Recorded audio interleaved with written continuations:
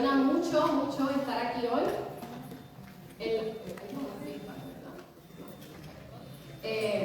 Me emociona mucho estar aquí en esta segunda cátedra APU. Esta es nuestra segunda cátedra APU, la primera fue con Silvia Federici el semestre pasado. Y queremos que esto sea una rutina semestral o anual, porque la UPR siempre se ha caracterizado por traer mentes de renombre internacional y por todos estos recortes presupuestarios y por falta de ganas también de nuestra administración, a veces eso se ha dejado de hacer. Así que como la administración no lo hace, la APU lo hace. Así que la asociación...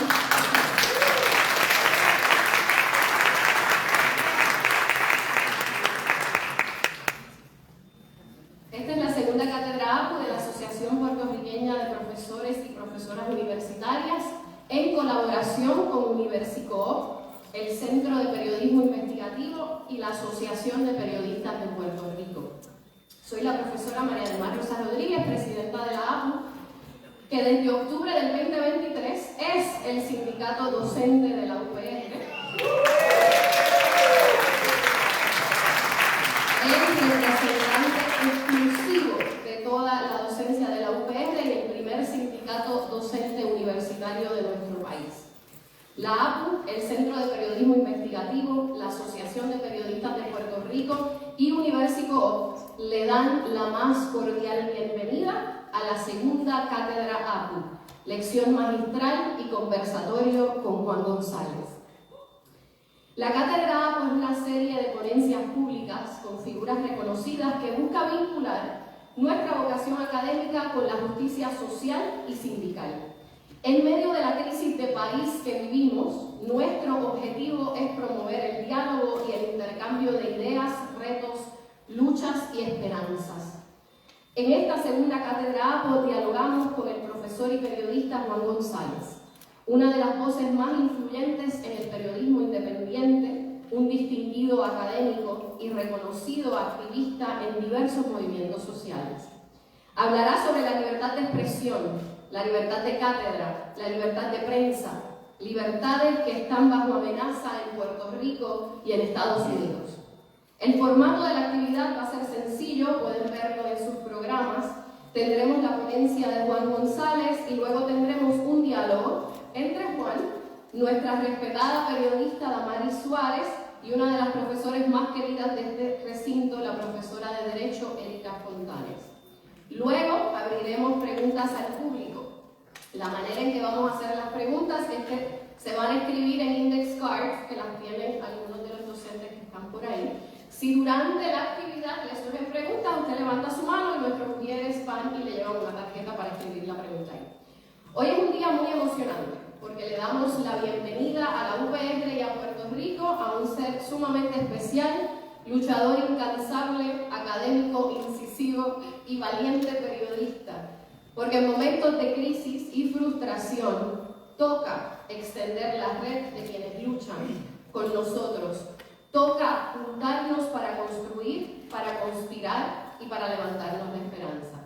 A Juan lo vemos en nuestras casas, lo escuchamos en el tapón, lo leemos en nuestras clases y hoy lo tenemos en cuerpo y ganas con nosotros. Juan, bienvenido a la UPR. Le damos la bienvenida también a su esposa Lila.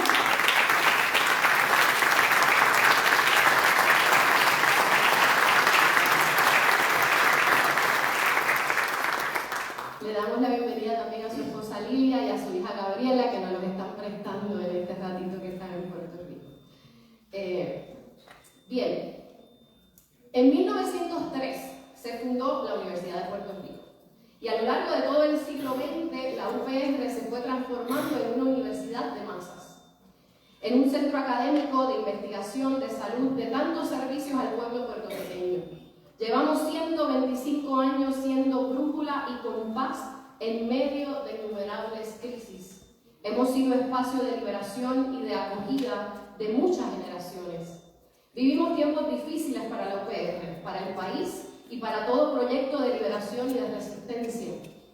Dicen los zapatistas que el capitalismo es una fuerza global, pero que la resistencia también es global. Y que por eso nos toca, a quienes luchamos alrededor del mundo, nos toca conectar y entretejer luchas para impulsar otro mundo posible. La UPR ha sido, es y será siempre una cuna de resistencias. Y es por eso que hoy nos toca defender la Universidad de Puerto Rico, sus 11 recintos. Nos toca defender los programas académicos que quieren cerrar. Nos toca defender la calidad de vida de nuestros estudiantes y de nuestros trabajadores en la UPR. La defensa de este espacio se da en la calle, se da también en las aulas y salones de clases y también se da en estos espacios de intercambio de saberes que nos ayudan a pensar un mundo distinto y nos ayudan a pensar la universidad que queremos y el país que merecemos.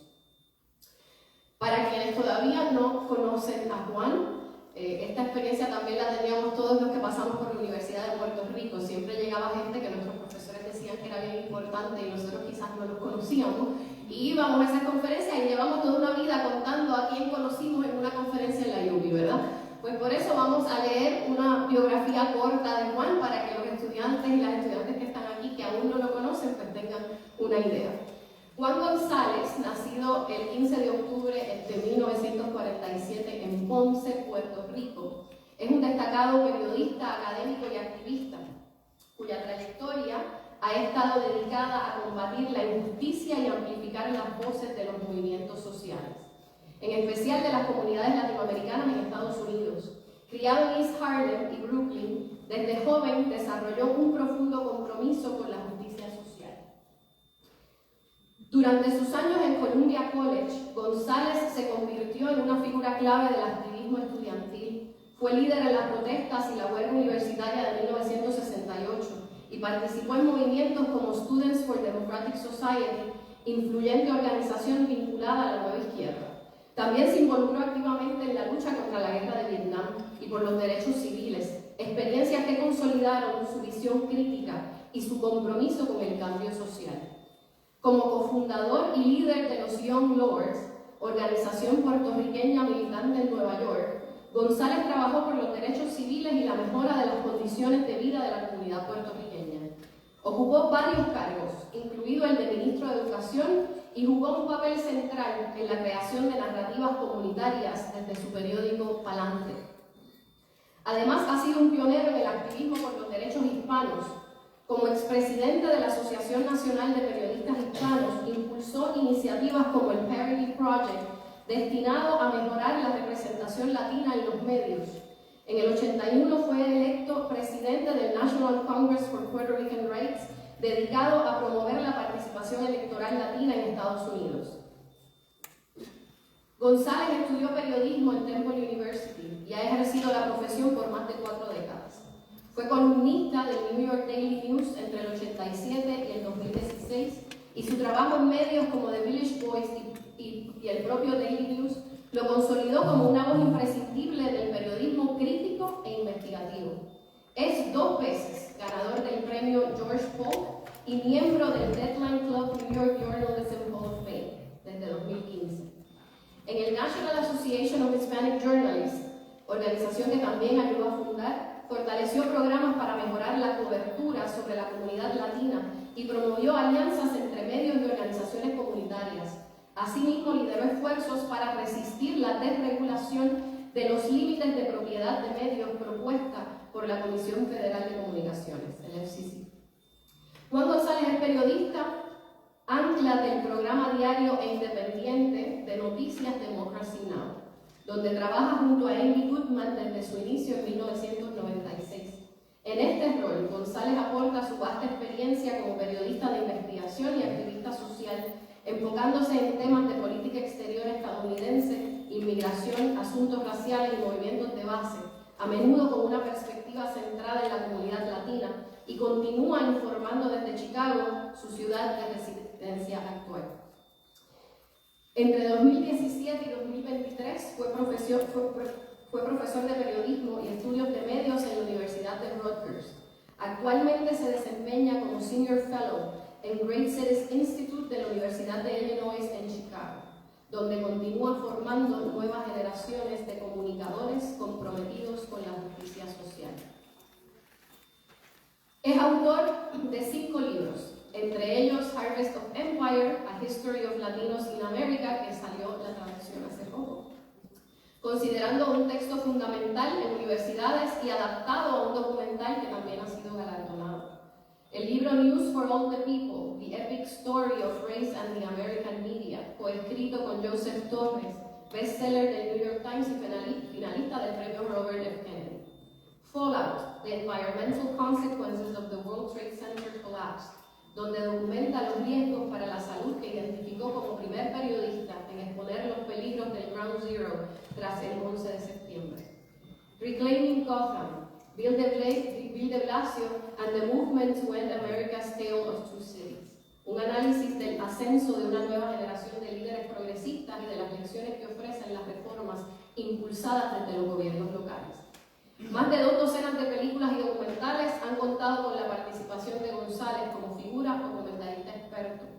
La vida y obra de Juan González, marcada por un compromiso inquebrantable con la verdad y los derechos de las comunidades oprimidas, lo convierten en una de las voces más influyentes y respetadas del activismo y el periodismo progresista contemporáneo. Gracias, Juan, por aceptar nuestra humilde invitación para seguir teniendo resistencias. Y sin más, les dejo a Juan González.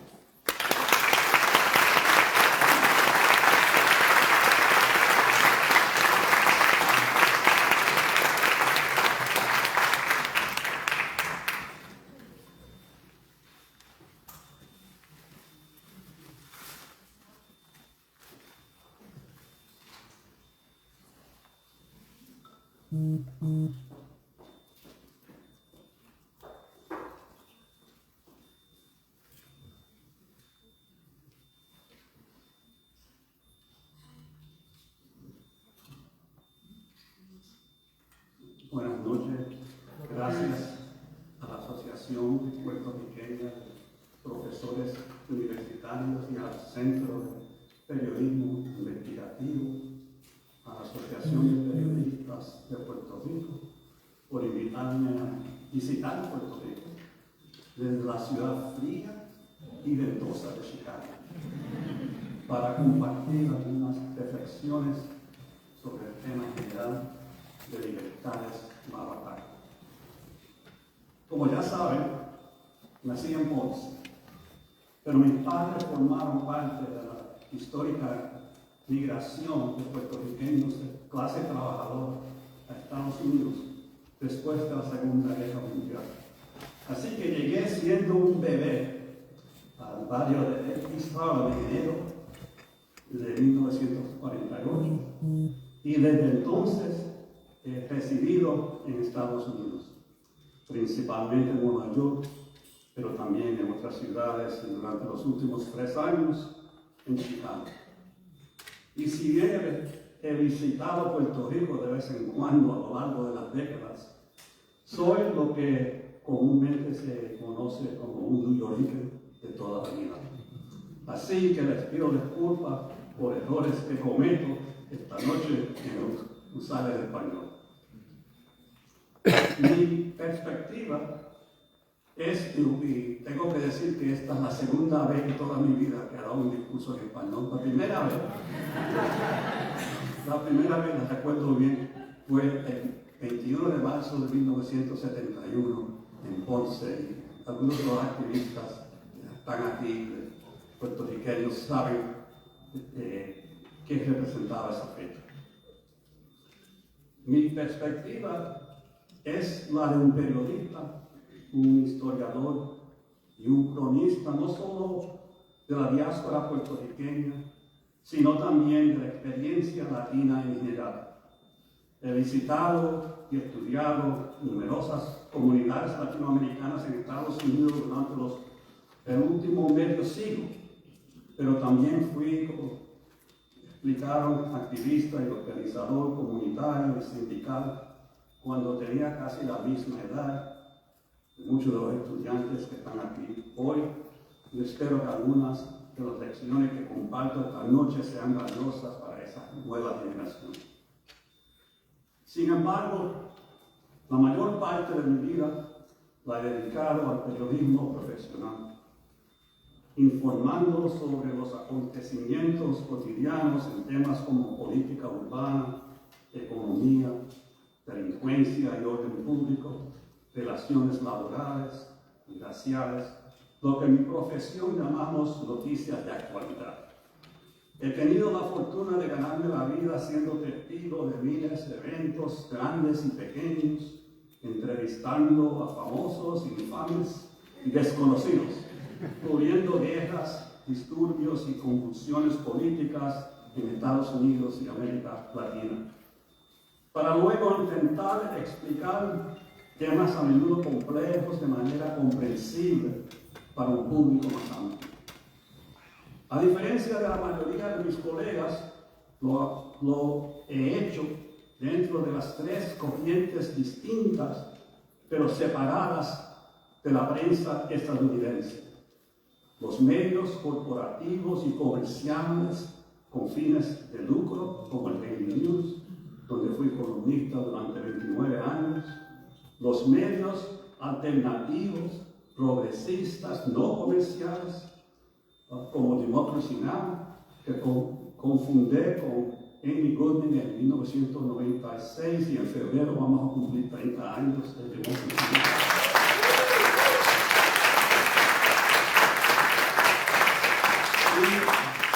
Y en ocasiones la prensa étnica o minoritaria, formada por periodistas de color que durante mucho tiempo fueron excluidos o marginados por las otras dos corrientes.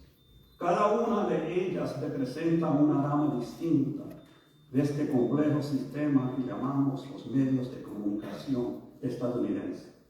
Cada una con su propia tradición y enfoque para construir narrativas de los acontecimientos de día a día. Pero mi periodismo siempre se ha nutrido de la experiencia concreta de la gente trabajadora común que lucha por sobrevivir, de cómo esas batallas afectan su percepción de la posibilidad de mejorar su situación. La mayoría de nosotros estamos acostumbrados a un ritmo de vida lento, monótono, casi rutinario, donde las cosas no cambian mucho de un día para otro, donde la práctica habitual suele guiar nuestras acciones del día siguiente y donde casi todo es predecible. Pero entonces nos golpea una conmoción o crisis repentina, una calamidad inesperada, la pérdida de un ser querido o del trabajo, una enfermedad terrible, una guerra, una agitación imprevista que puede marcarnos para siempre, impulsarnos por caminos inesperados, despertar emociones que desconocíamos y alterar drásticamente nuestra visión del mundo. Un momento así lo viví yo y muchos jóvenes latinos, negros y blancos de mi generación durante unos años cruciales a finales de la década de 1960 y principios de los 70. En abril de 1968, en plena guerra de Vietnam, y apenas unas semanas después del asesinato de Martin Luther King Jr., una tragedia que provocó disturbios raciales en más de 100 ciudades en Estados Unidos, yo, junto con cientos de otros estudiantes de la Universidad de Columbia, participé en sentadas y barricadas en varios edificios del campus para oponernos a la apropiación de terrenos en Harlem por parte de Colombia para un proyecto de expansión universitaria y para exigir que los profesores de Colombia dejaran de realizar investigaciones para el ejército norteamericano durante esa guerra genocida. Cientos de nosotros fuimos arrestados durante semanas de esas sentadas y enfrentamientos con la policía, durante los cuales de alguna manera me convertí en uno de los líderes de la huelga. Y en pocas semanas los administradores de la universidad cedieron ante nuestras demandas. cancelaron el proyecto de expansión, recortaron las investigaciones para el ejército e incluso crearon una estructura de gobierno más democrático para la universidad. Y nuestro éxito inspiró protestas estudiantiles en todo el país. En retrospectiva, Colombia nos trató a los estudiantes manifestantes de ese tiempo con mucha más paciencia y respeto comparado al tratamiento de sus estudiantes durante las recientes protestas contra otra guerra genocida, la de Israel en Gaza. Poco después, ayudé a fundar y dirigir a los Young Lords de Nueva York, quizás la organización radical puertorriqueña más influyente surgida de la diáspora, junto con otras organizaciones de aquella época, como el Comité MIN, la Resistencia Puertorriqueña, el MPI, la Unión de Estudiantes Puertorriqueños. Luchamos contra la discriminación racial y el abuso policial. Ocupamos instituciones para darle servicio básico a nuestra comunidad y desarrollamos nuestra propia perspectiva antiimperialista y socialista, abogando por la independencia de Puerto Rico, a pesar de que pocos de nosotros habíamos pasado tiempo en la isla. Publicamos nuestro propio periódico bilingüe para adelante, tuvimos nuestro propio programa de radio y construimos nuestra propia narrativa de liberación. Nuestro botón de Young Lords lo decía todo. Tengo Puerto Rico en mi corazón. Anhelando conocer nuestra propia historia, luchamos y logramos los primeros programas de estudios puertorriqueños y étnicos en varias universidades de la ciudad de Nueva York, al igual que otras comunidades lo hacían alrededor del país.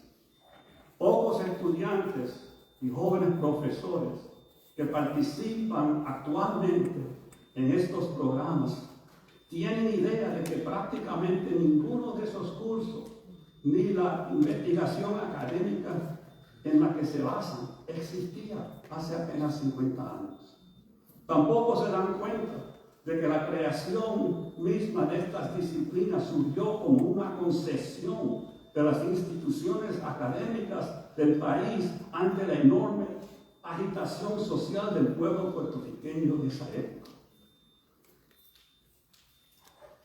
Dicha agitación comenzó en las calles y barrios de nuestras ciudades, pero rápidamente se transformó en un movimiento social que buscaba democratizar el acceso a la educación superior. En aquel entonces, los campus estadounidenses eran en gran medida espacios reservados exclusivamente para blancos de la clase alta. Y ese movimiento llegó a cuestionar el contenido y el propósito de la producción de conocimiento en una sociedad capitalista moderna. Siempre consideramos la preservación de la historia de nuestro pueblo no solo como una forma de expandir y enriquecer la academia, sino como un medio para lograr un mundo más justo.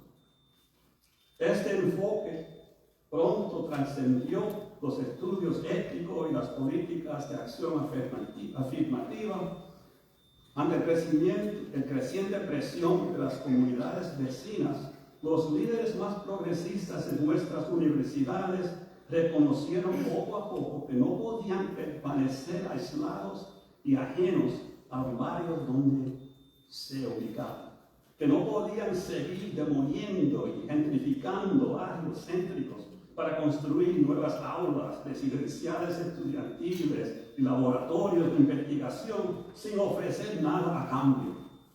Así las universidades se volvieron más abiertas y más progresistas.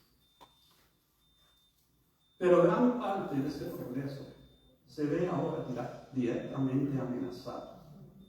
Vivimos una vez más un momento crucial de convulsión inesperada, donde el papel mismo de la educación superior de una universidad pública, su relación con el gobierno, con el mundo de negocios y con las comunidades que la rodean se está transformando ante nuestros ojos. Esta vez, prácticamente sin voz ni voto de los estudiantes, el profesorado, los residentes locales, ni siquiera de los administradores, los principales interesados en dicha institución. En menos de 2 años, decenas de universidades de Estados Unidos han llamado a la policía para que detuviera a estudiantes que protestaban. Nuevas normas que restringen las reuniones públicas, la libertad de expresión ha surgido casi de la noche a la mañana. Comisiones del Congreso en Washington han interrogado y amenazado a rectores de universidades, exigiéndoles que despidan a profesores disidentes y expulsen a estudiantes que participan en protestas pacíficas sin siquiera el debido proceso. Donantes adinerados han forzado la destitución de varios rectores que consideran demasiado liberales o demasiado débiles cuando viene a combatir el antisemitismo. Las agencias federales han cancelado sumariamente cientos de millones de dólares en contratos de investigación universitaria y han amenazado con cancelar miles de millones más en el campo de la salud y de las ciencias y incluso en humanidades. Hay instituciones supuestamente culpables de dar un énfasis indebido a los programas de diversidad, equidad e inclusión. Agentes federales han arrestado y detenido a un número pequeño pero creciente de estudiantes extranjeros de posgrado, cancelando sus tarjetas de residencia o visas de estudiante y marcándolos para deportación, mientras que cientos de miles de estudiantes inmigrantes indocumentados asisten a clases cada día con el temor de que ellos, sus padres o hermanos sean detenidos pronto en las quedadas federales y deportados. Los ataques han llegado con tan rapidez que ha sido difícil seguirlos y muchas personas han quedado traumatizadas y sumidas en la depresión y la desesperación por estos eventos. Pero gran parte de lo ocurrido cobra sentido si nos atrevemos a mirar más allá de la avalancha de decretos emitidos a toda velocidad por la nueva administración Trump contra muchas de sus propias agencias gubernamentales. Más allá de sus ataques hostiles contra instituciones clave, no solo las universidades, sino también los medios de comunicación, el sistema judicial y la comunidad científica. Más allá de su guerra arancelaria sin precedentes, cuyo objetivo es intimidar naciones del mundo para diferentes, tanto aliados como enemigas. Más allá de sus amenazas de anexión de países enteros, Panamá, Canadá, Groenlandia, en una especie de extraña recreación del destino manifiesto en pleno siglo XXI. Más allá de todas las sanciones económicas unilaterales, incluso las amenazas de invasión a estados soberanos como Venezuela y Colombia, que no representan ningún peligro para Estados Unidos. Existe un hilo conductor que une todos estos acontecimientos. Ese hilo, sencillamente, es el rápido deterioro del imperio de Estados Unidos. Las naciones y los pueblos del sur global están creando un nuevo mundo multipolar. La República Popular de China, la potencia económica emergente del mundo, ya es el principal socio comercial de 9 naciones de América Latina.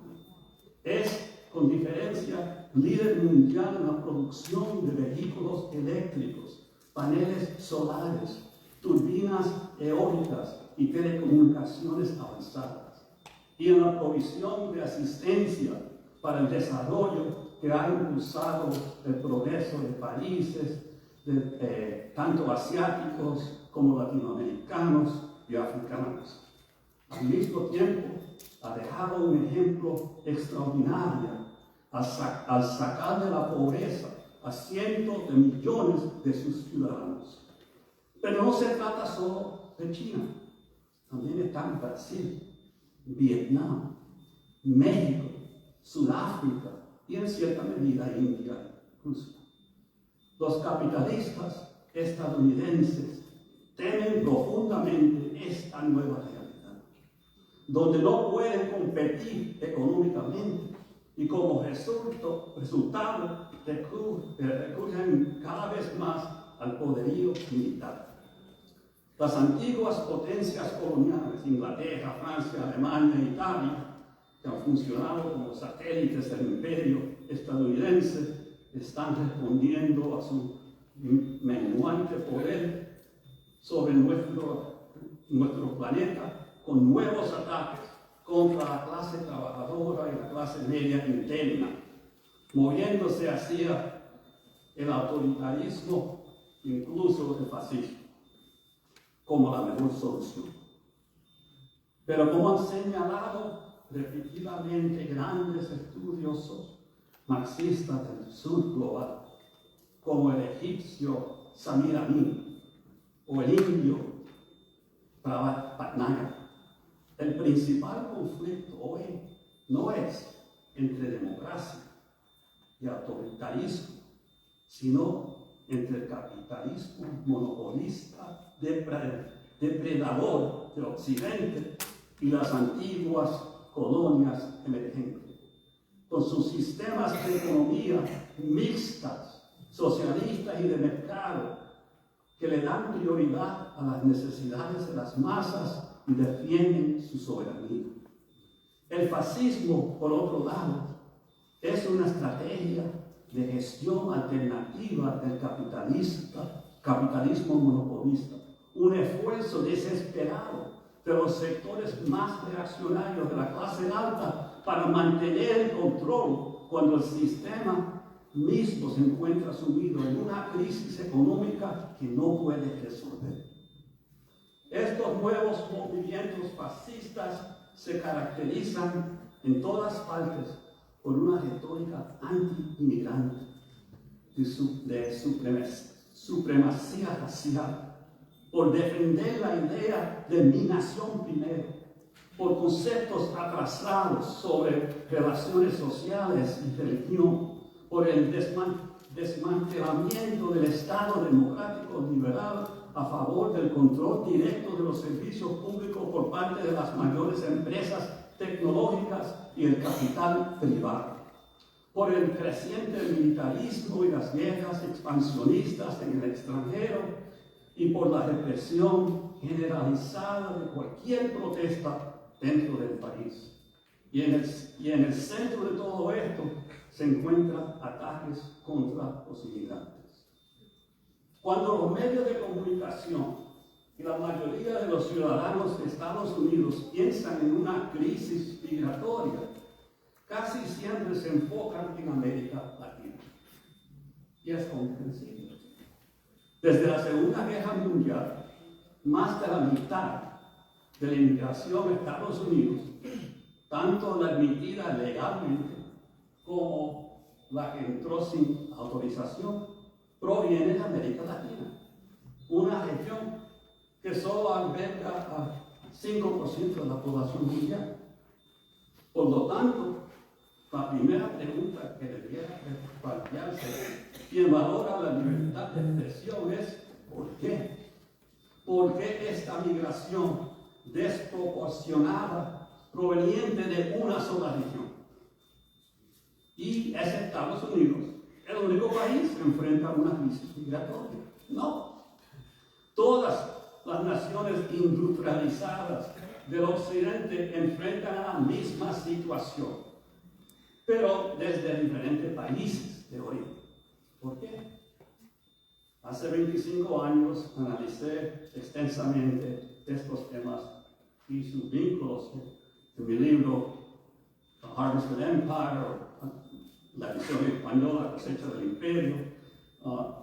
El tema central del libro es que la creciente migración desde Latinoamérica, Asia y África hacia las naciones ricas del mundo solo puede comprenderse y en última instancia solo podrá reducirse mediante un análisis del legado de los sistemas coloniales y de dominación que los Estados Unidos y las principales potencias europeas impusieron en esas regiones durante los 2 siglos anteriores. En pocas palabras, nuestra crisis migratoria actual es una consecuencia directa, una consecuencia no intencional, sin duda, pero consecuencia al fin y al cabo de las convulsiones políticas y las desigualdades económicas que esos imperios crearon entonces y que ellos mantienen hasta hoy. Todos hemos visto las imágenes trágicas de personas que cruzan el Mediterráneo en barco para llegar a Italia, Grecia y los Balcanes. Miles perecen en el mar en su intento, pero decenas de miles llegan a Europa, poniendo a prueba los recursos de esos países para acogerlos. ¿De dónde vienen estos refugiados? De Siria, de Libia, Irak, Afganistán, Somalia, Yemen, países donde durante las últimas 2 décadas las intervenciones militares, las ocupaciones, los bombardeos selectivos y los asesinatos perpetrados por nuestro gobierno han provocado una mayor violencia y inestabilidad interna que la que existía anteriormente. Estas oleadas repentinas de personas que huyen de un país a otro no surgieron del aire. Son más bien manifestaciones de profundas deficiencias en los sistemas económicos y políticos de nuestro mundo moderno. Deficiencias que se agravan día a día. Gran parte de esto, a mi parecer, es la consecuencia de los antiguos imperios coloniales, de la competencia entre ellos por mercados y recursos y de una nueva etapa de globalización durante la cual estas potencias buscaron obtener enormes ganancias exportando sus fábricas al sur global, al mismo tiempo que reclutaban mano de obra migrante para la metrópoli y les pagaban salarios mínimos. Desde el fin de la Segunda Guerra Mundial, personas de Asia, África y América Latina han estado llegando a Occidente. Inglaterra ha enfrentado durante décadas la migración masiva de Pakistán, India y Jamaica, Francia del norte de África, Alemania de turcos y sirios, los Países Bajos de Indonesia, y aquí en Estados Unidos nuestros líderes han lidiado durante décadas con qué hacer con todos los latinoamericanos que residen en los Estados Unidos, que ahora suman a 64 millones, 20% de la población. Y si se incluye la población de Puerto Rico, llega a casi 68 millones. Las migraciones provienen precisamente de las regiones que los países occidentales colonizaron o dominaron en su día, y tras décadas han alcanzado una masa crítica que ha comenzado a transformar la composición de los países receptores, dando lugar a millones de personas con bajos salarios que forman parte de una nueva clase trabajadora multinacional.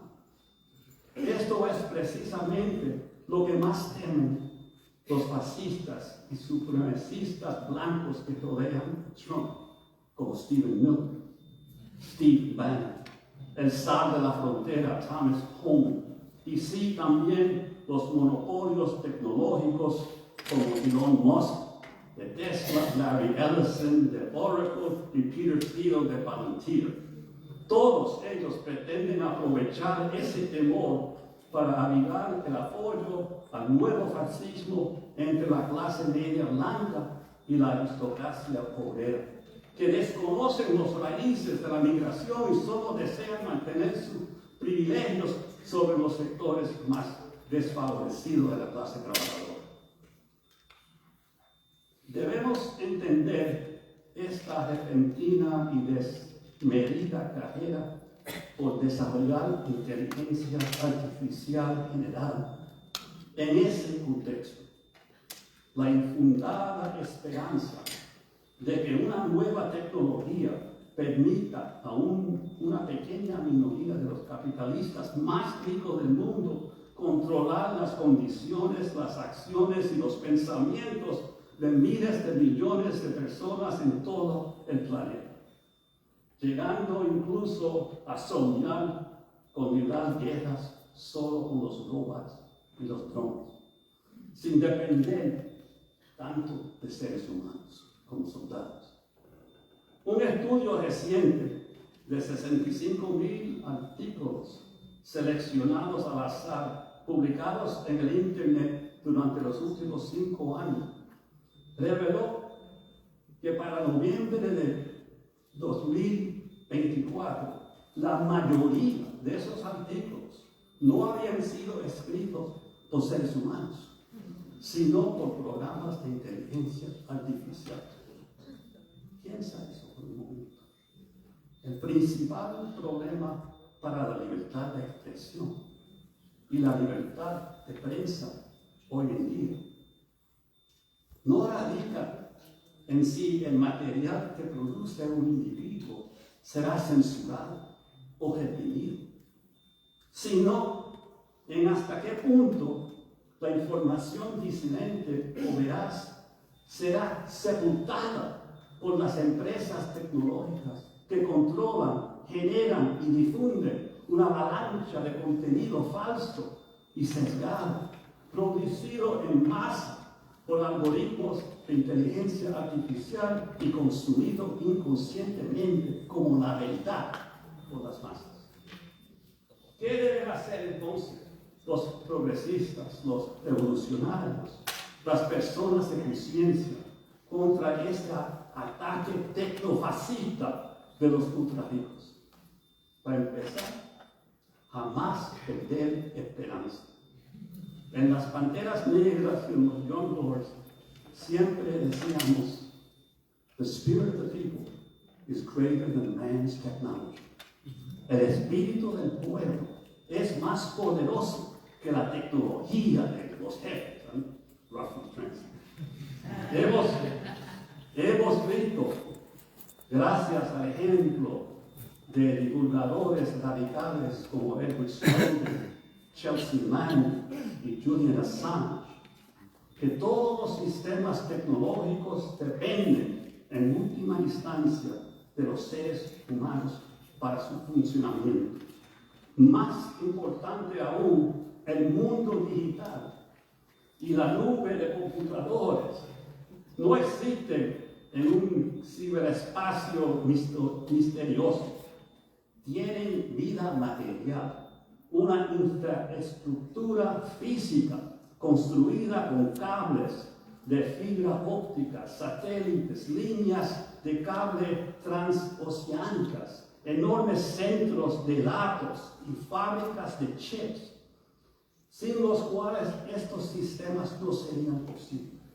Y todo eso depende de trabajo humano, desde mecánicos hasta administradores de sistemas. Un trabajo que puede y debe organizarse para satisfacer sus propias necesidades y deseos. Debemos tener siempre fe en la infinita creatividad de los pueblos oprimidos para inventar formas de resistencia. En Chicago, por ejemplo, durante los últimos meses, los habitantes de esa ciudad organizaron un movimiento de resistencia masivo, valiente, pacífico, combativo y exitoso contra las redadas de deportación de los federales y de ICE. En decenas de barrios de la ciudad y los suburbios, líderes comunitarios y políticos locales establecieron redes locales de respuesta rápida. Convencieron a cientos de negocios de no permitir el acceso del ICE a sus propiedades. Organizaron miles de talleres para inmigrantes sobre cómo interactuar con los agentes federales. Estas redes entraban en acción cada vez que se reportaba una redada federal.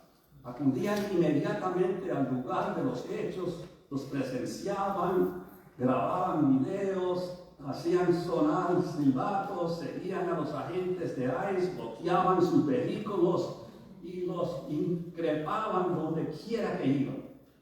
Desde el gobernador de Illinois hasta los alcaldes de Chicago y otras ciudades, pasando por miembros de juntas de educación y jueces locales y federales, todos condenaron la llamada Operación Midway Blitz.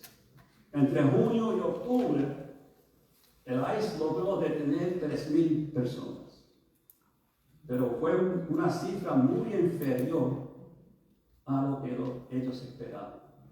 De más de 600 personas de las que los medios obtuvieron información, solo 16 tenían antecedentes penales, según un informe de las noticias de CBS de Chicago. La semana pasada, un juez federal ordenó la liberación de cientos de detenidos. En otras palabras, las redadas fueron un fracaso completo. Lo único que lograron fue unir a más personas que nunca en contra de las deportaciones masivas. Ese es el espíritu de un pueblo unido. Por eso, el ICE decidió por fin abandonar Chicago y ahora están tratando de moverse en Charlotte, en Carolina del Norte.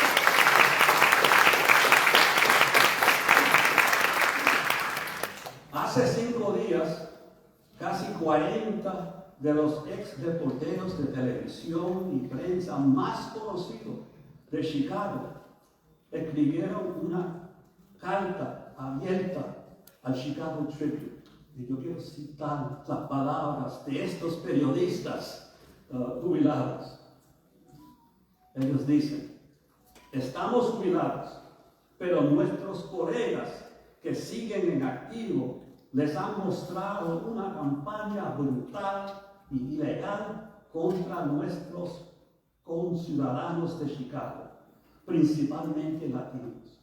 Secuestros violentos, familias desmembradas, uso de gases lacrimógenos, cercas de niños, agresiones a testigos, atropellos, incluso el secuestro de una maestra de guardería. Seamos claros, apoyamos la detención y deportación legal de migrantes indocumentados con antecedentes penales.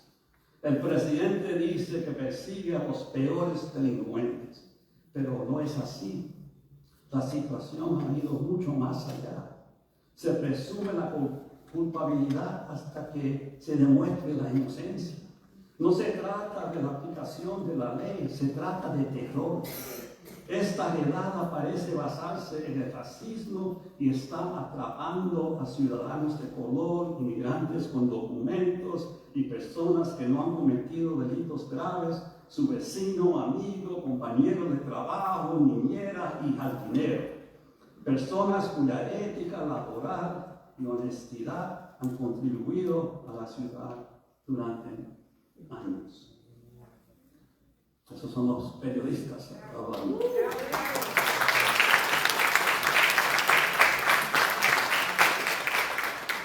En fin, no importa las medidas que este nuevo fascismo trate de inventar para aplastar y silenciar la libertad de prensa, la libertad de expresión, la libertad académica. Millones de personas de conciencia en Estados Unidos, en Puerto Rico, en el resto de América Latina, en el sur global, seguirán su lucha por la verdad y por la justicia social. Y yo estoy seguro, como decíamos en los Young Lords, que el espíritu del pueblo es más poderoso que la tecnología de los jefes. Gracias.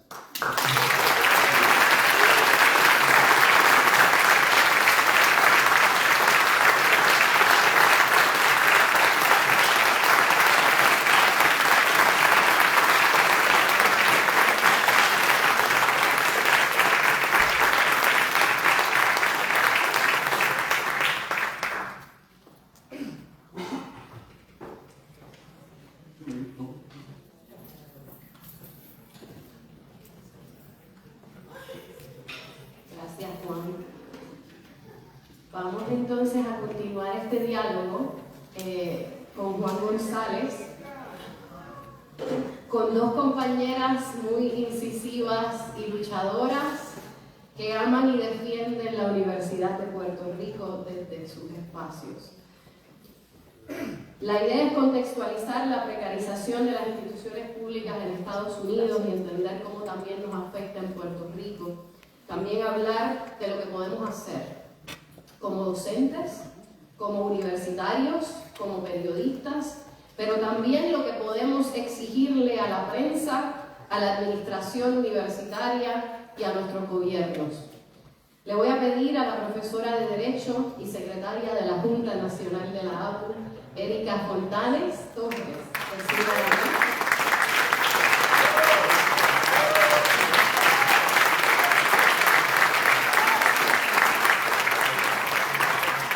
Erika Fontanes Torres cuenta con un PhD en Filosofía Político-Jurídica, un Masters of Law de la London School of Economics and Political Science y un Juris Doctor y Bachillerato en Artes, ambos de la Universidad de Puerto Rico. Es catedrática de la Facultad de Derecho de la Universidad de Puerto Rico, enseña los cursos de Derecho Civil Patrimonial y Teoría General del Derecho, así como otros cursos sobre Derecho y Teoría Política. Es investigadora afiliada al Centro de Investigaciones Sociales de la UPR en Río Piedras. Por más de una década ha hecho investigación sociojurídica y teoría aplicada y ha publicado sobre temas de teoría del derecho, propiedad, vivienda, género, teorías de la democracia y conflictos socioambientales. Colabora con la Clínica de Asistencia Legal en casos de interés público y con grupos comunitarios y organizaciones vinculadas al empoderamiento ciudadano, la protección de bienes comunes y la justicia ambiental.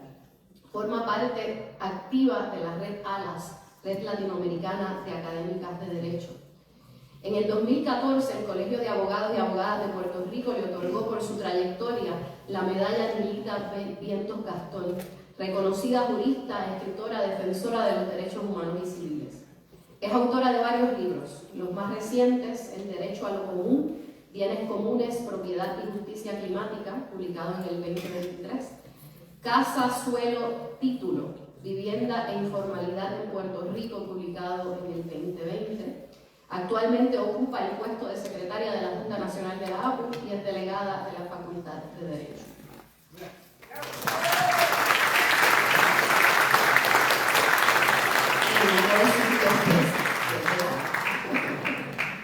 Le voy a pedir a la solidaria periodista Damaris Suárez que suba a la mesa.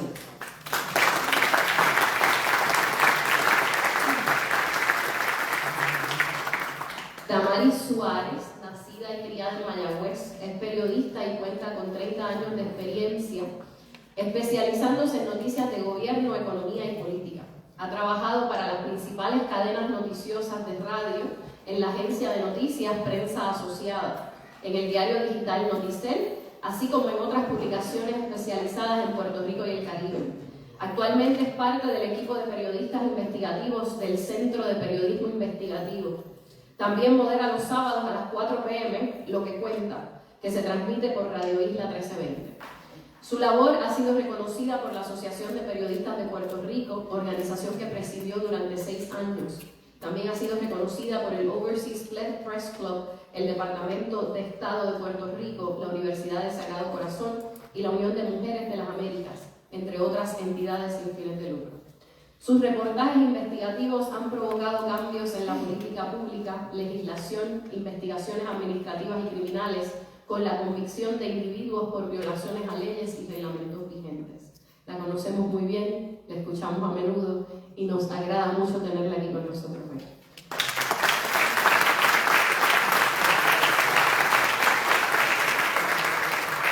Recuerden que de tener preguntas, favor de levantar la mano para que por ahí tengo a Jorge y tengo a Raúl con las tarjetitas para que puedan escribir las preguntas. Somos muchos y así vamos a poder manejar las preguntas al final. Así que tan pronto las tengan y las escriban, alzan la mano y los mundiales las recogen. Erika y Damaris, esto es tuyo. Esto lo pongo allá.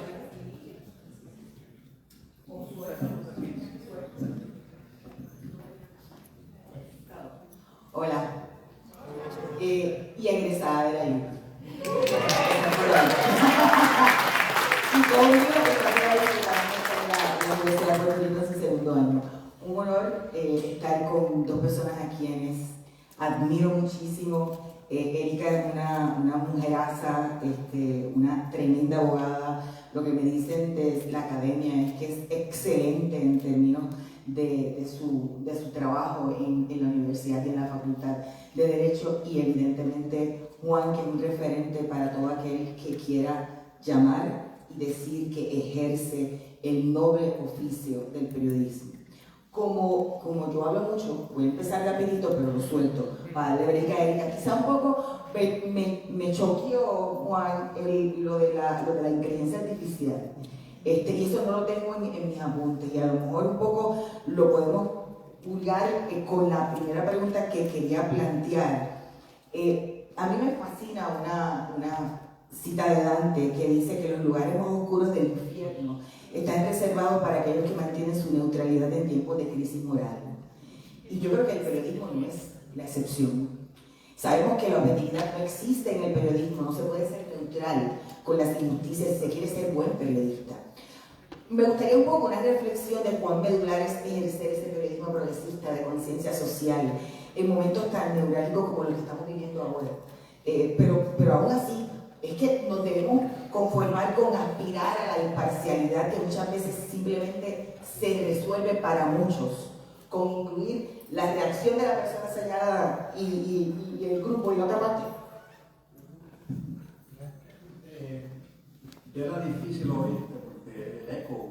Ay, bendito. Vamos a poner más sucinta. Para poder hacer un buen periodismo progresista y de conciencia social en momentos tan críticos como los que estamos, no podemos aspirar a la neutralidad. Y ustedes de la cuña que dice que el periodismo es justo y que hay que tener unas causas. Cuán importante aún más es en este momento eso, y un poco con el agravante de lo que planteaba de la inteligencia artificial. Well, y si bueno, un poco en inglés, caer un poco en inglés, si me permiten. My sense has always been that a journalist can only see the world with their own 2 eyes. It's the only way you see the world. And your vision of the world is conditioned by where you were born, how you grew up, what religion you were raised in, and all of the stuff that made you who you are is what you use to see the world. And I've often seen in reporting going to particular news events, and I and other colleagues see the same things, but report it completely differently. Because you may interview a person for 30 minutes, an hour, and only use 2 quotes or 3 quotes in your story. How did you choose those quotes? What value system told you that those three quotes were the most important. And depending on where you grew up, how you were raised, that affects your view of the world. So in other words, everyone's view of the world is subjective, because it's only your view. But there is an objective reality out there. Sometimes it's a lot more complex than people realize. But all journalists are subjective. Because they are all seeing the world through their own eyes. What the audience has to take has to digest many different viewpoints and then judge for themselves which journalist is closer to their condition. And that's how you arrive at truth. You arrive at truth through the battle between perceptions of reality. So I think the whole idea of objective journalism was actually only arose in post-World War II. Those of you who have studied the history of media and journalism know that in the press in the United States and Puerto Rico and most countries was always partisan. It was always had one political leaning or another. It was only in the aftermath of World War II that as the media began to consolidate fewer and fewer newspapers and TV and radio stations in every city, that they developed something called the Hutchins Commission, that the owner of Time Life created a huge commission that established the principles of objective journalism. So the idea of objective journalism, of journalism up here, where everyone else is down here, was only a belief system that went from about World War II to the development of cable. At the point that cable television developed and radio began to have more partisan views, you started having the return to the partisan journalism that existed in the 18th, 19th, and early 20th century. So in reality, this idea of objective journalism is a post-World War II construction of the liberal democratic state as a means to prevent dissident views from being heard by the masses of the people. Because one person, one vote is a dangerous thing. Right? That means Elon Musk has one vote and you have one vote.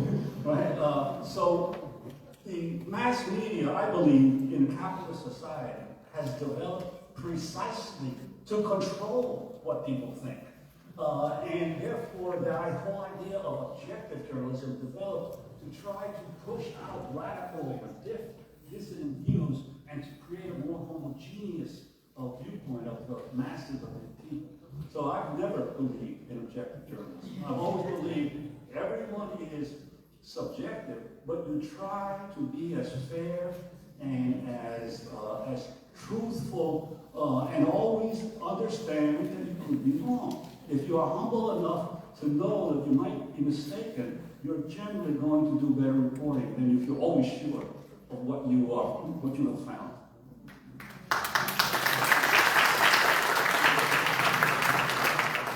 Muchas gracias. Quiero agradecer que la APU me delegara esta función. Para mí es un gran privilegio estar aquí con ambos compartiendo esta conversación. Le voy a dar seguimiento a esto último que trajo de la objetividad, porque me parece que parte de la crisis o parte de lo que se ha querido utilizar en estos últimos años en términos de narrativa ha sido no solo que los periodistas deben ser neutrales y objetivos, pero más recientemente también hemos visto un intento de convertir al profesor del salón de clases como un sujeto neutral, objetivo, que está demonizado si es que quiere, por ejemplo, tener un prontuario que hable de equidad, que está demonizado si quiere tocar ciertos temas de la historia, como la historia desde un punto de vista racial crítico o desde un punto de vista crítico, de teoría crítica en general. Entonces me parece que es bien importante el planteamiento que usted trae de que esto se trata de una forma de vida, ¿verdad? Voy a tratar de utilizar, parafrasear una frase que usó el lunes con la entrevista de Damaris, que ellos están intentando gobernar desde la misma forma en que ellos gobiernan sus compañías, ¿verdad? Que es una forma de que el proceso al que nosotros estábamos acostumbrados a lidiar con procesos antidemocráticos era desde el Estado. Pero la lógica ha cambiado, porque ya el proceso de desdemocratización se da desde la entrada de unas lógicas corporativas a lo que nosotros estábamos acostumbrados, que eran las instituciones públicas. Ni siquiera hay que privatizarlas.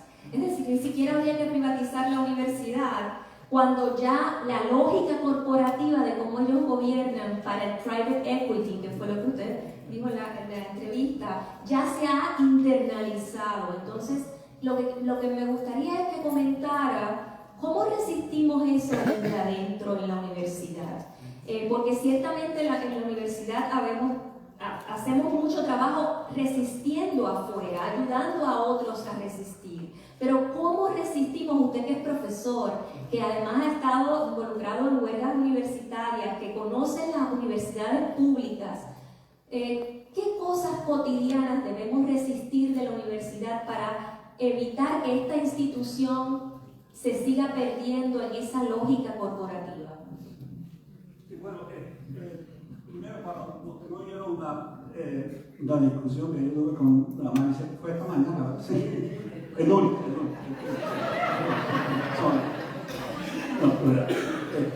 El lunes fue.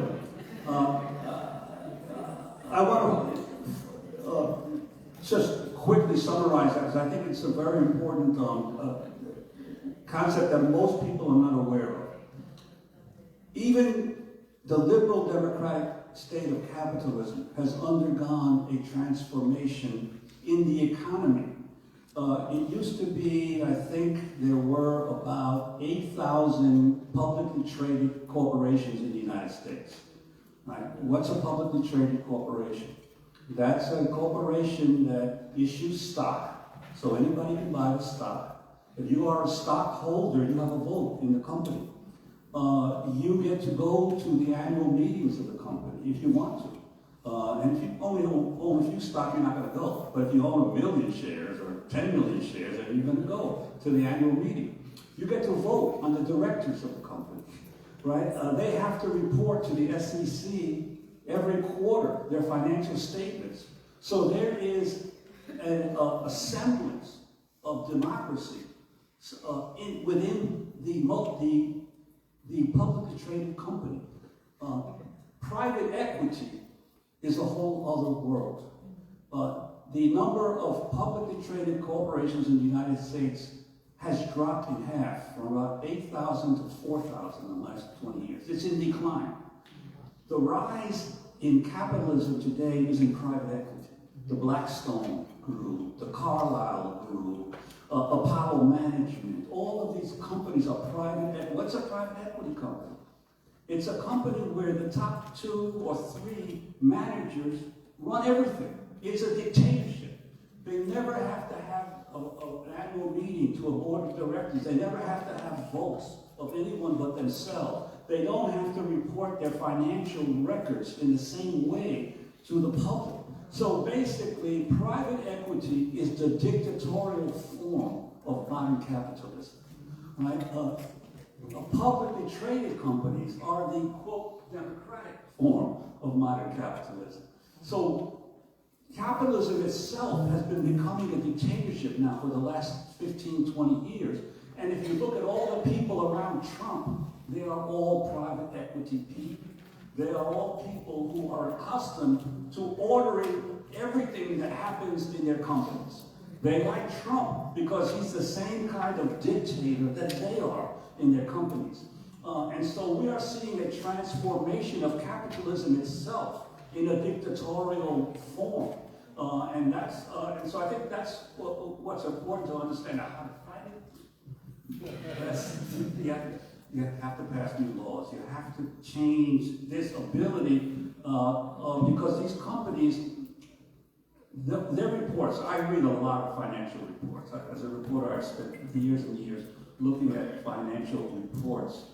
And, you know, when they give you an auditor statement of report, they say there's level 1 investments, level 2 investments, and level 3 investments that the company's invested in. The level 3 investments that the auditors always tell you are investments that there is no way to tell whether the reports are true or not, right? In other words, there's no publicly available documentation to verify the claims of these companies.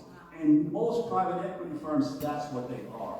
You don't even know if their claims are real or not, because they're not publicly traded. There's no way for the market itself to tell you, yes, this is what this company has, this is what it's doing. So that's where we're heading. And capitalism has already been moving headlong into dictatorship. How to fight it? You've got to change the laws. You've got to prevent this. You've got to democratize capital. If you're going to keep capital, you have to democratize it in some way or other. And that's going to require changing the laws, electing people to do it, if it's possible. But short of that, it's going to be very difficult to stop this headlong change in the system. Hace un ratito estaba planteando el asunto de que hay una intimidación estratégica y que hay ataques a muchos flancos a la vez, muchos ataques a la vez, muy rápidos. Y hablaba incluso que en ese centro están los inmigrantes, pero están los estudiantes, está la academia, estamos los periodistas, están las personas más pobres, los trabajadores, los que no tienen acceso más que un cheque, ¿verdad?, de salario, y con eso vivimos y las cosas siguen subiendo. Hago la pregunta porque decía que debemos no perder la esperanza y tener creatividad para mantener la resistencia. Se me ocurre que obviamente decía el lunes en el programa que hay que retar al monstruo que es el Estado. ¿Cómo lo podemos retar? Pero en el caso, para ponerlo en el punto de los periodistas, ¿qué papel juegan los medios? ¿Qué papel jugamos los periodistas? Y además, hay que luchar, ¿verdad?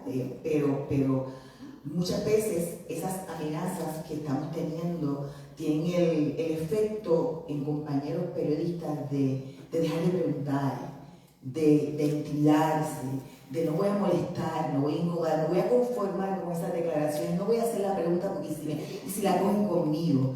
Y yo creo que no podemos conformarnos con eso. ¿Cómo debemos luchar contra esa amenaza a la libertad, pero también tenemos que luchar contra esa autocensura?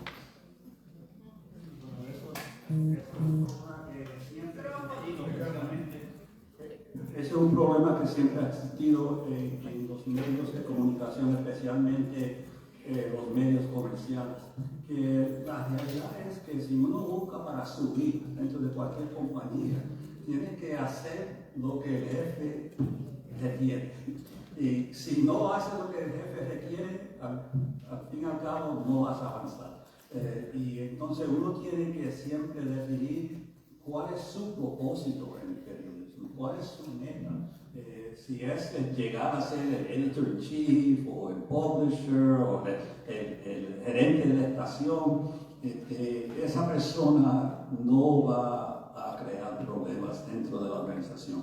Yo siempre entendía, porque como yo dije, yo he trabajado tanto en los medios alternativos como en los medios comerciales. Y yo entendía que en los medios comerciales yo tenía otro papel de jugar, que era de organizador. Yo tenía que organizar a los periodistas, tener el coraje y la fuerza de poder a veces desafiar lo que el jefe decía. Y tuve suerte, nunca quería una promoción.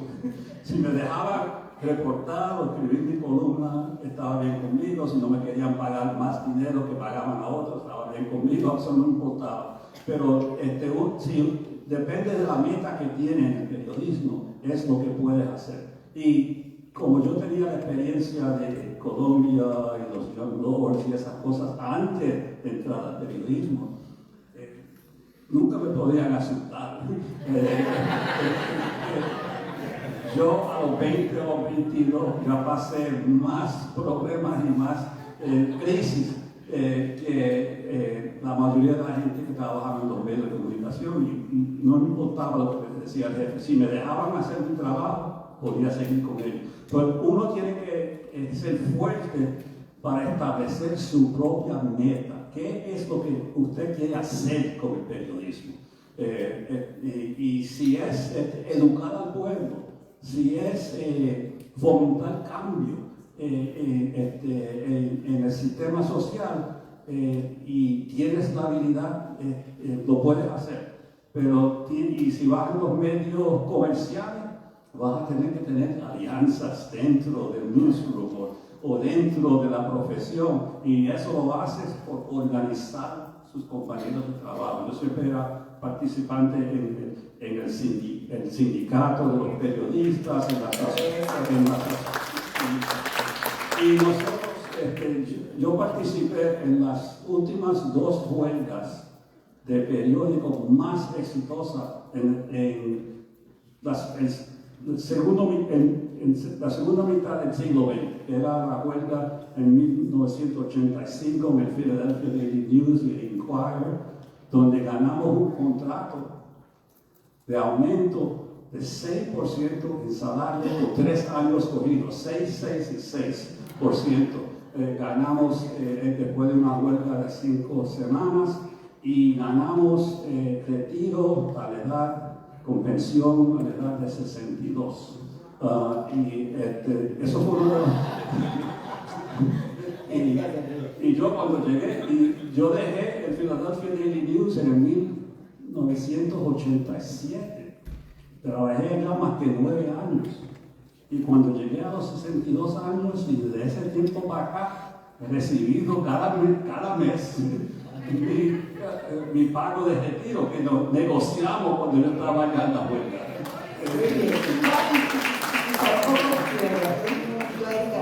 Ampliar esa otra cosa que podemos hacer más allá del ejercicio del periodismo en la academia, a los profesores, a las estudiantes. Estamos en un momento en que nos quieren callar y muchas veces podemos pensar que es mejor quedarnos calladitos y no insistir en ese derecho que tenemos de dar una cátedra correcta, de enseñar los libros que queremos enseñar, de insistir en discutir las cosas importantes que hay que discutir. Quizá una reflexión en términos de ese deseo de silenciar a todos los que pueden estar siendo progresistas. No sé si más allá del periodismo. Más allá del periodismo en términos de cómo reaccionar al intento de todos estos flancos de silenciarnos. Bueno, uno tiene que luchar y organizar. Tiene que luchar y siempre organizar. Uno no puede hacer mucho solo. Siempre necesitas a alguien para ayudarte. Por ejemplo, cuando yo estaba con el Philadelphia Daily News en los 70s, yo era en ese tiempo el único latino en toda la ciudad de Filadelfia en la prensa. Y habían en esos días 4 periódicos diarios, obviamente como 10 o 12 estaciones de televisión y 15 o 20 de radio y todo. Yo era el único latino en el periódico en ese tiempo, y pocos negros americanos también, y nosotros organizamos enseguida una caucus de los negros y los latinos, que eran los 7 reporteros y fotógrafos negroamericanos y yo. Nos llamamos el caucus del tercer mundo. Y enseguida fuimos a la gerencia, y lo primero que le decimos era que todos eran hombres.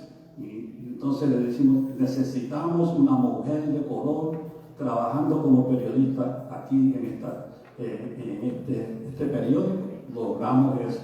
Entonces seguimos demandando que tuvieran alguien como editor, uno de los editores, cualquier editor, no importaba si era de Features o de City Desk o cualquiera, y nos dieron eso también. Poco a poco, cada vez buscaban buscábamos otra demanda.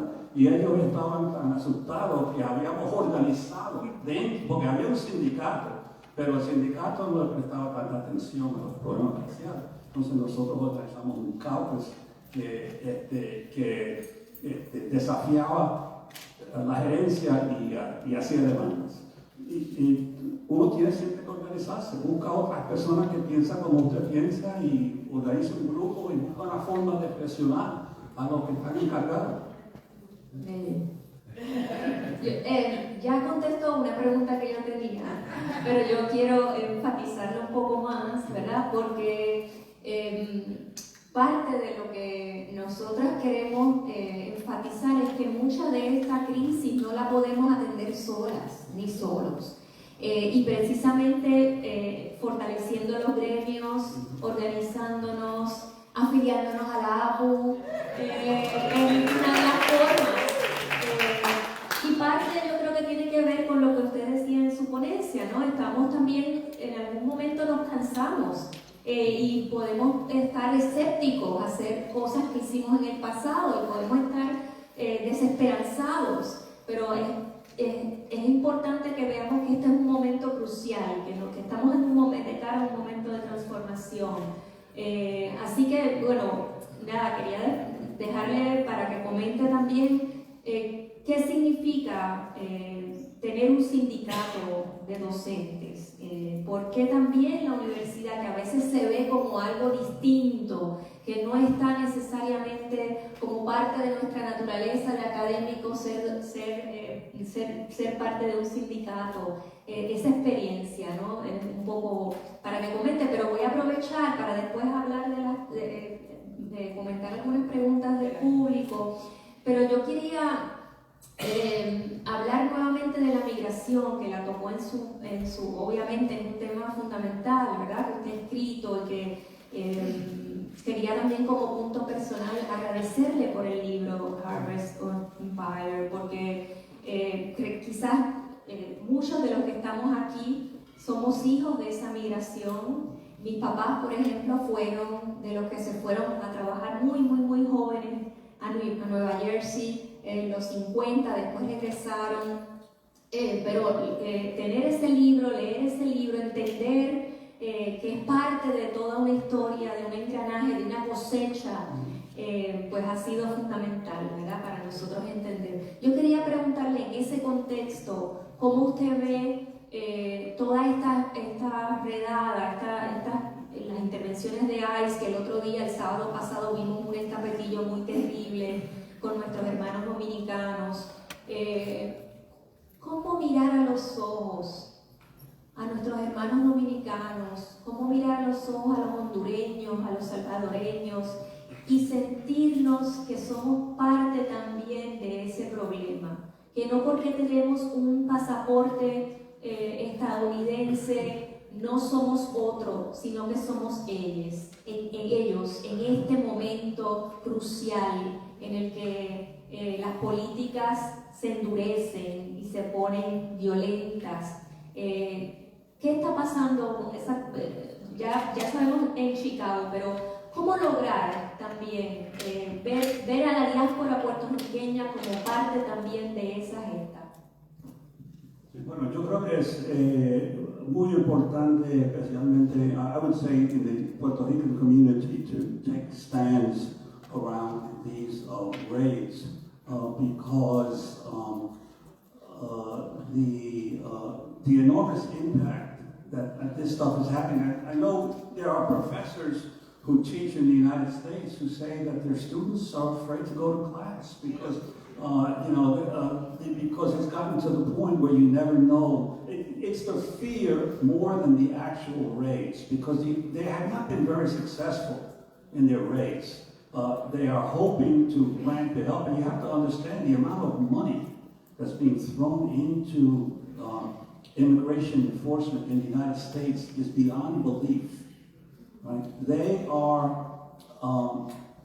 the budget of ICE alone is greater than the budget of all other federal law enforcement agencies combined.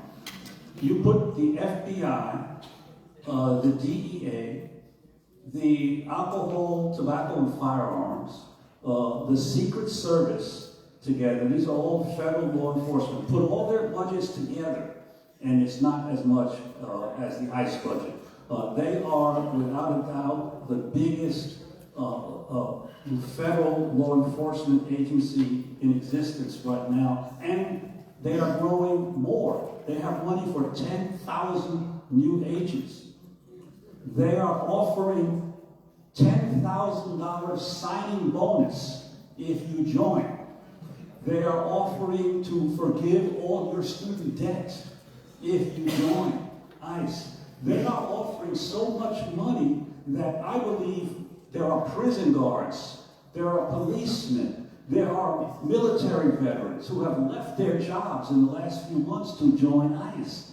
Because you get $10,000 as soon as you join. You know, if you got a lot of debt, hey, you can pay off a lot of credit cards for $10,000. So I think that ICE is becoming the Gestapo of this new fascism. And the worst kind of people are joining ICE because not only do they have law enforcement history, but now they're saying, hey, I no longer have anybody controlling what I do. I can be free to be as brutal or however I want to act. I can do it because I'll be backed up. Whereas if you're a prison guard or a policeman in a local place, you know, so it's a whole system that's developed. And it's going to be really hard to, and there are a lot of Latinos and African Americans that are for the money. They're joining for the money. They're joining ICE. So I think Puerto Ricans have a special role to play in opposing these attacks. You know, we forget that there was a Puerto Rican congressman who led the fight for immigration reform back in the in the early 2000s. Luis Gutierrez. Luis Gutierrez was the main person in Congress when all the other Mexican congressmen didn't want to stand up to the government or stand up to Obama. It was Luis Gutierrez who forced Obama to eventually create DACA. And because he kept hammering away that you could do it by executive order, you don't need to pass a law. And he finally got Obama to do it in his second term, or before his second term. So I think that the Puerto Ricans can play a special role because we are citizens. And you know, when we were the Young Lords, we used to say that the Puerto Rican people are a divided nation. We had, but at that time, there was 1/3 of the Puerto Ricans were in the United States, and 2/3 were in Puerto Rico. Today, it's the reverse. There are 5.8 million people of Puerto Rican descent in the United States. There are only 3.2 million in Puerto Rico. So 2/3 of all the Puerto Rican people are in the United States now. And they are all citizens. So they have an ability to influence. And if you look at the political power in Congress, right? There are 4 Puerto Ricans with voting rights in the United States Congress. Nydia and Richie Torres and AOC and Danny Soto. There's one with no voting rights from Puerto Rico. So really, the political power of the Puerto Rican people to affect the federal government is in the United States. They just have to exercise it and use it and force the society to deal with some of our demands. And the Puerto Rican people who are in the U.S. have to stand up and defend the immigrants who are now being attacked. Yo quería aprovechar para hacer una preguntita de los Young Lords, porque he hablado con varios periodistas y queríamos un poco que nos explicara cómo es que llega la militancia para la fundación de los Young Lords, cómo eso ha impactado su carrera, dedicarse, si eso lo llevó a dedicarse al periodismo progresista, y cómo se puede ser activista y ganarse respeto, ¿verdad? Que no le digan que uno está biased y perder respeto por eso. Al contrario, ganar respeto como usted lo ha hecho por tantas décadas. Bueno, yo creo que the Young Lords probably had the best media coverage of any revolutionary group in the 1960s and 70s. We had more sympathetic media coverage. But that wasn't an accident. That wasn't an accident. It was a result of the fact that we had a young Minister of Information, Pablo Neruda Guzman, who, as I have said, was brilliant far beyond his years. Because when he was a high school student at Bronx High School of Science, he studied the legendary social critic Marshall McLuhan, the Canadian Marshall McLuhan, who began early on to understand how media affect the brains of people. And McLuhan said that every medium, whether it's radio, television, news, books and newspapers, affects the human brain in a different way. And that the main thing to understand is not the content of what the medium is saying, but the way the medium rewires your brain. And so Pablo, when he came into the organization, was always thinking, how do we craft our narrative?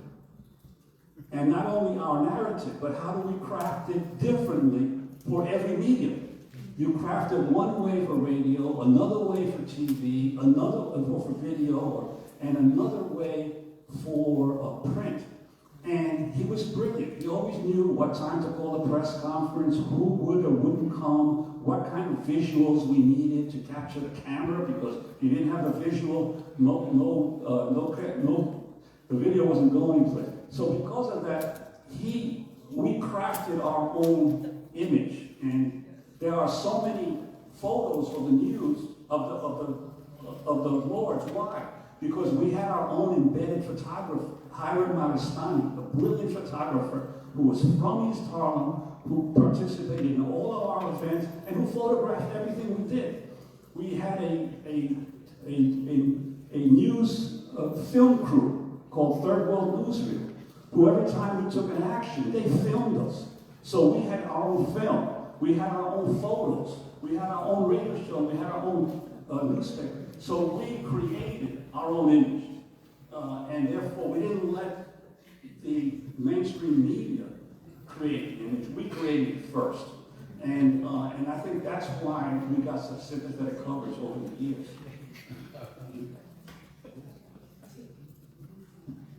Bueno, vamos a las preguntas del público. Hay varias interesantes. Podríamos estar aquí toda la tarde, pero vamos a tratar de mezclar, escoger. Yo tengo aquí dos, una que reacciona a un planteamiento de la ponencia y una que es más específica sobre la universidad y los retos. La primera dice que bueno, voy a tratar.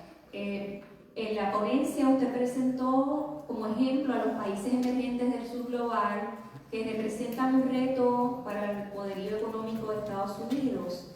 Esta persona pregunta, pero ¿sirven como ejemplo de nuestras luchas democráticas? La India de Modi o la China del Partido Único serían, en vez de ejemplos, sencillamente, dice aquí, una nueva competencia interimperialista. Esa es una de las preguntas, y la otra tiene que ver con la universidad y cómo la Administración Central de la UPR emitió una directriz exigiendo que se elimine la cláusula de diversidad, equidad e inclusión en los prontuarios de los cursos. Muchos profesores hemos ya dicho que no vamos a agarrar eso. ¿Qué recomendación tendría para la APU o para la docencia ante esa directriz? Son dos distintas. Yeah, very different. Yeah, well, I'll take the easy one first. On the university issue, I think that the key thing is, all the universities are doing the same thing. They're all getting rid of the diversity, equity, and inclusion. I think, frankly, it was a bridge too far of the movement before. It was an ultra-left version of diversity, equity, and inclusion that bought into the idea that capitalism could reform itself. That these universities and these companies, by hiring consultants and creating new programs and getting people to talk about their biases, personal biases, was going to solve the issues of injustice in the society. And we always said in the Young Lords that the key issue to move society forward is to unite people around their common pressure. So while we understood that racism and sexism and other were part of the systems used to divide and conquer people, and that there was also what we used to call unconscious ideology, the biases of people, because everyone who is born in a capitalist and racist society is imbued with racism and is imbued with sexism. But you have to make a differentiation between the systems that oppress and divide people and the individual biases that are inculcated into people and could be educated out of them with time. So we call those contradictions among the people versus contradictions with the enemy. And I think that in the diversity, equity, and inclusion movement, the two were confused.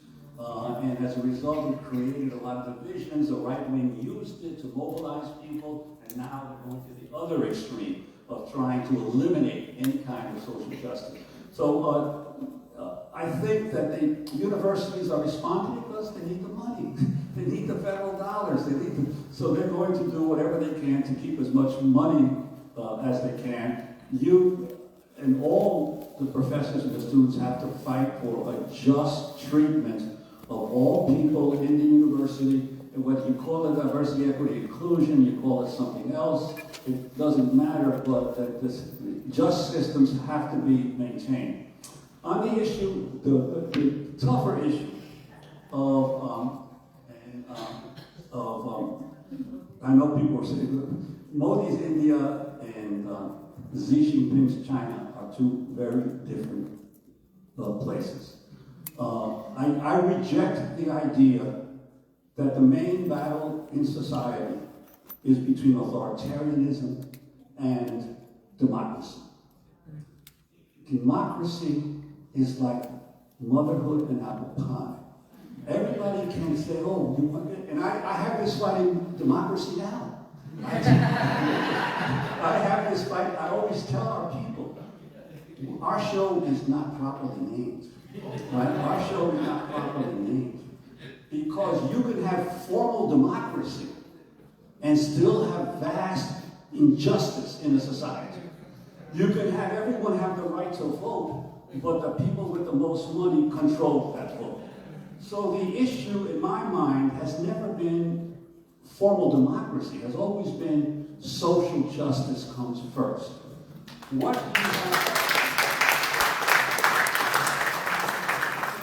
has China, and China of today is not the China of 15 or 20 years ago, why has China raised 800 million people out of poverty in the last 20 years? The biggest anti-poverty program in the history of the world happened in one country, in China, which was one of the poorest countries before the Chinese Revolution. Why is China producing 70% of all the electric vehicles in the world at a time when the world needs to move as rapidly as possible to fight climate change? You know, and the wind turbines and the solar panels. 90% of all the solar panels produced in the world come from China. China has a planned economy. The difference in capitalism is that we go back and forth between Democrats and Republicans every 4 years, 8 years, or 12 years. One group goes out, another group comes in. Capitalism is chaos. Capitalism is constant change. No, we're not talking democracy, we're talking the economic system, right? And it's built precisely to get you fighting between one group or another that maintain the same system.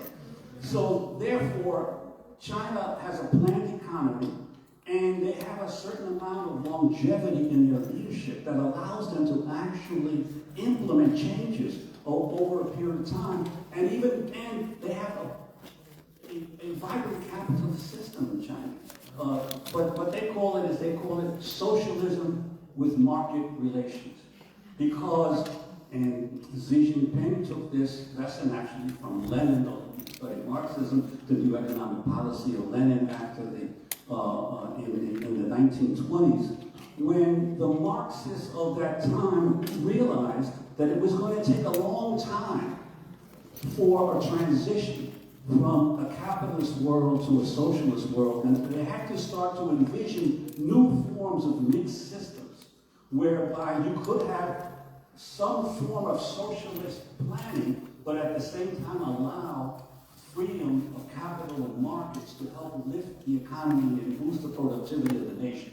So basically, what China has done in the last few years is, yes, they have government-owned companies, they have capitalist companies, and I believe that the level of public participation in the government is far greater than people realize at the local level. The leadership at the top is slower to change, and they understand that they are in a world that is hostile to them, that the American military bases surround China. They are constantly trying, because China is to my mind, when it comes to climate change, China is the hope of the world. Because they are selling these solar panels and these, throughout Africa. They are building infrastructure throughout Africa and Latin America to help the peoples of the global south, and their credit is a lot cheaper than the credit you get from the United States. So I think that there's no comparison between Modi, who is a fascist, and India. But India is now a threat to the United States. It is increasingly growing as a powerful country. And what is happening in China and Vietnam. After China, Vietnam has the largest trade surplus with the United States. So two socialist countries with market economies are the main problem with the United States' trade right now. Why? Because they are producing more stuff. There are 100 million factory workers in China. There are 10 million factory workers in the United States. China is the productive center of the world right now. So I think that the capitalists made a big mistake. They were looking for extra profit. I don't blame them. So they sent all their iPhones to be manufactured in China, and now they're moving to Vietnam. And they sent all that production work there. But the reality is that now China, Vietnam, Indonesia, and these countries are now producing all the goods in the world. And I think that that's the rise that's occurred, and I think that is positive for the people of the world. Now, I'm not saying everything is great in China. I'm not saying that. But I think that when it comes between authoritarian rule and social justice, to me, social justice takes precedence. You can fight over formal democracy when you're fed, when you have decent housing, when you have a good education, and when you have transportation. Then let's have the argument, over whether you should stay in power for 20 years or 10 or 15 years. But right now, let's lift the world out of poverty and out of the terrible conditions that so many people live in. Hay dos preguntas adicionales del público, las resumo rapidito, Juan. Uno es sobre cómo promover la prensa o el periodismo, debo decir, progresista, que difícilmente podría aumentar más con una prensa de propiedad privada, que si es una posibilidad hacer prensa democráticamente controlada por sus trabajadores para desarrollar el periodismo progresista. Y segundo, pregunta, ante la nueva realidad de una realidad de resistencia en el plano real, en el mundo real y en el plano digital, ¿qué estrategias recomienda para entrar en batalla de resistencia en contra de ese plano digital? La primera era debe ser la primera sobre la... exactamente. Sí, definitivamente se puede construir medios de comunicación donde los trabajadores son dueños, y hay unos cuantos que existen, pero se tiene que desarrollar más. El problema es que cuando uno llega, como se dice, a levantar una organización grande, se vuelve más difícil porque siempre se necesita crédito, se necesita préstamos de bancos, y ahí es que siempre el capitalismo agarra los experimentos que desarrollan. Pero yo creo que definitivamente se puede hacer, se ha hecho, y se necesitan más de esa clase de medios de comunicación. En términos de organizar los trabajadores del mundo digital, yo creo que hay gran posibilidad. Se ha hecho en los últimos años, hemos visto organizaciones desarrolladas de los empleados en Google, en Facebook. Han habido protestas, pero siempre tratan de callar lo que está pasando dentro de las organizaciones. Yo creo que los jóvenes que trabajan en Big Tech tienen mucha conciencia, pero el problema es que le pagan bien. Le pagan bien, y tienen, especialmente cuando estas compañías le dan shares, no solamente el pago, pero la oportunidad de hacer más ganancia cuando la compañía empieza a crecer rápido.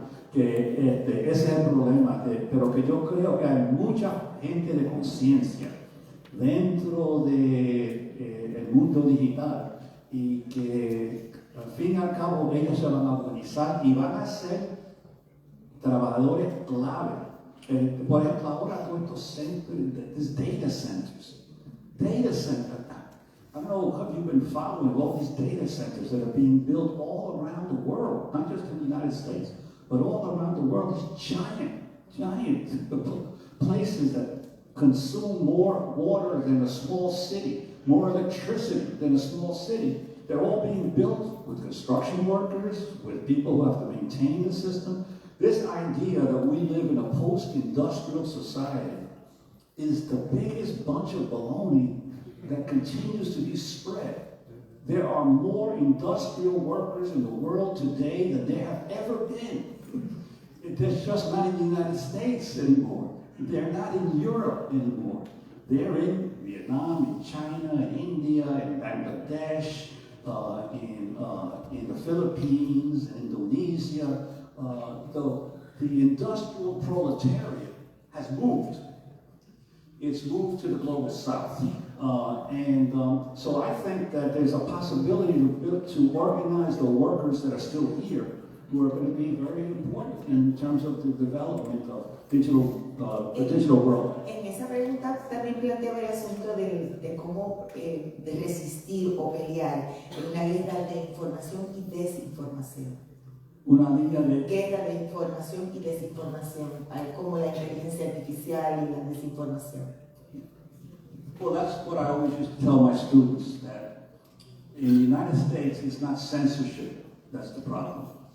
It's the jungle of misinformation that we are bombarded with minute by minute, second by second. There's so much garbage out there, that hits us on a constant basis, especially with social media. How do you navigate through that jungle to find the accurate stuff, to find the reliable information? So it's not a question of fighting censorship. It's a question of finding the tools to navigate through the misinformation. And that's what's difficult these days. And now especially, even you used to say, a picture is worth 1,000 words, no, now the pictures are all suspect too, the videos are all suspect. You can't trust anything. So you have to be able to find the sites that are reliable. not because they look like a media company or they sound like a media company or their pictures are really top-notch. No, you've got to figure out what is the reliable source of information. That's the difficult thing that we need to teach in journalism programs and media programs, how to become media literate to be able to tell what's good and what's bad. Muchas gracias. Vamos a cerrar. Yo quiero simplemente decir que parte de lo que más todo me gustó de su mensaje, pero la idea de ante la situación de la tecnología, pensar y reafirmar la esperanza de la humanidad, la esperanza del humano, me parece que eso es como un mensaje poderosísimo, ¿verdad?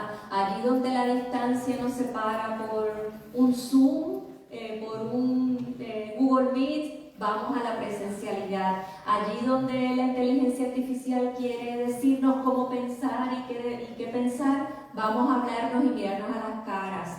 Esa fe en la humanidad yo creo que es parte de lo que eventualmente va a hacer que salgamos victoriosos de esto. Así que le quiero agradecer y decirle que en la APU estamos bien agradecidas de esta oportunidad, y aquí también en la Universidad de Puerto Rico. Si quiere darnos un mensaje, las últimas palabras, lo que quiera.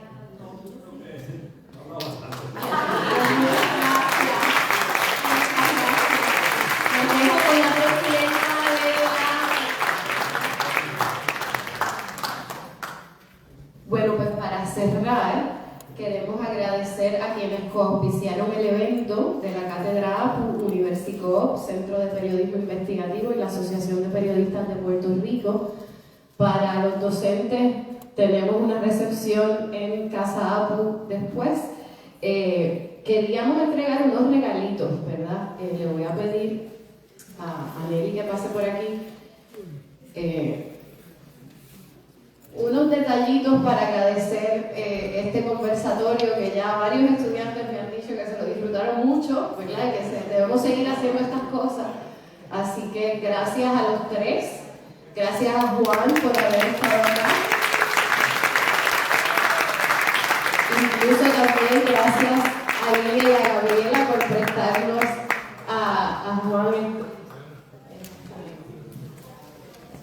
Entonces agradecemos una vez más a todos y todas por hacer un espacio en las complicadas agendas y juntarnos hoy aquí. A Juan y a su familia le agradecemos el aceptar nuestra invitación. Que lo escuchado hoy nos inspire a seguir luchando por el país que queremos y merecemos. Que podamos convertir la rabia y la frustración en voluntades de esperanza en los espacios que habitamos. Buenas noches y que tengan una bonita noche, y nos vemos a los otros.